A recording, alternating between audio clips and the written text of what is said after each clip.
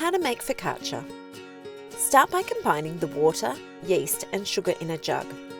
Set the yeast mixture aside for 5 minutes or until it's foamy. Next, combine the flour and salt in a large bowl. Make a well in the centre and then pour in the yeast mixture and oil. Use a round flat-bladed knife to stir until the mixture comes together. Turn the dough onto a lightly floured surface and knead for 10 minutes or until it's smooth and elastic. Place in a greased bowl. Cover with plastic wrap and set aside in a warm, draft-free place for 1 hour or until the dough doubles in size. Preheat the oven to 200 degrees Celsius. Then grease a 25 cm by 35 cm rectangular baking tray. Punch the dough down with your fist. Turn it onto a lightly floured surface and knead until it returns to its original size.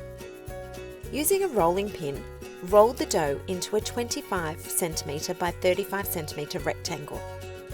Place on the prepared tray and brush with olive oil. If you want to decorate your focaccia to add some colour and extra flavour, try topping it with tomatoes, combined olives, onion, rosemary, garlic and extra sea salt before baking.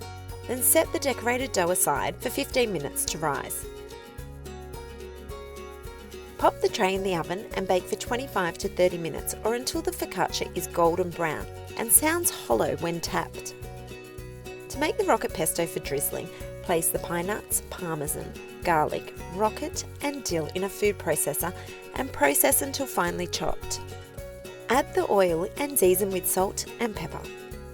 Serve the focaccia warm or at room temperature. Drizzle with rocket pesto and extra olive oil. This Italian-inspired bread is so easy to do and makes a delicious snack or starter. You can turn it into edible art with colourful veggie toppings too.